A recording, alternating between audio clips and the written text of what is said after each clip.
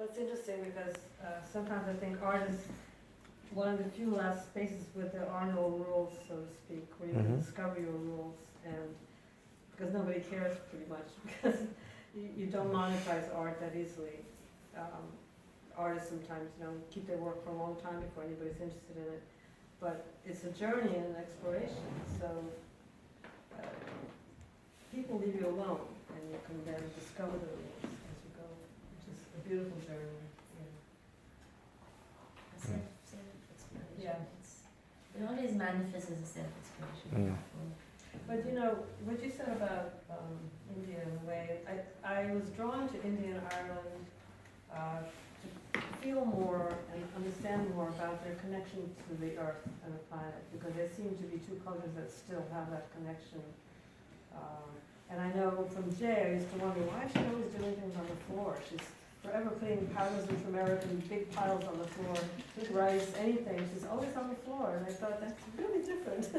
I don't understand that as a practice. And yet, that was part of her, I guess, culture. And it was so beautiful in a way, because she acknowledged that there's an important connection there. And I guess in Ireland too, the plant life and also the fairies that live in these little tiny bushes and in the bogs and everywhere, they all still believe they're there. And I felt bad, because I felt like we lost our fairies. They still have their fairies, ours are gone.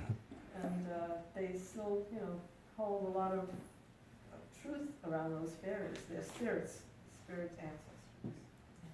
So beautiful. So I have a question for the two artists.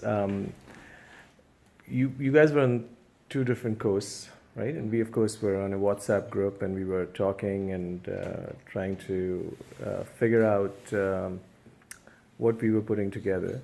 But interestingly, as it started unfolding, and I would say almost unknowingly, both of you were gravitating towards the lotus. You have a lotus in all of your paintings, on all of your prints, and Tara, you have it in several of them.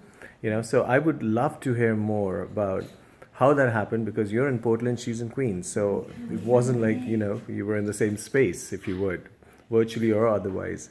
So I would love to hear from the two of you and what it means for you to have the lotus represented in your art.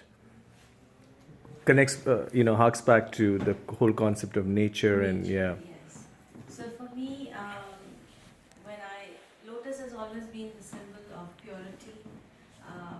It is a delicate yet very strong flower. So I basically symbolized a woman as a lotus, pure, still very strong, and quite a few of them have the lotus as well as a trident together. So when she's delicate, she's beautiful, she is caring, she's strong, but when the need arises, that same lotus character or the attributes that a female has can be turned into a trident, which is like the warrior woman out here. So just grab that and get that power to overtake any injustice or anything that is hurting her. So take care of that. So that is my symbolization for lotus.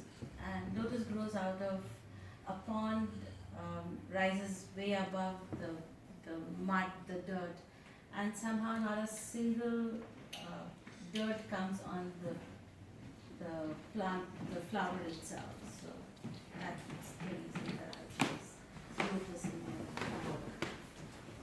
Picking up from Anshula's point, I think maybe the most prominent lotus is the one in the corner. And that came more from the title than the title of the painting is Where the Lotus Flower Grows, and often it's in mud or in dirty water, and still this beautiful, pristine thing comes from it. So for me, it's about, finding your strength and beauty in a dark and dirty place. So. Okay, thanks. I just wondered if, so I looked at that and there are these symbols of male and female, the shaft, the trident, and then the flower itself, which, in many cultures are male and female. So it's basically incorporating that each person has both the male and the female entities. Okay. And just when a need arises, actually the males have the same. They have the feminine part of theirs, Right. and they can be nurturers, they can be carers.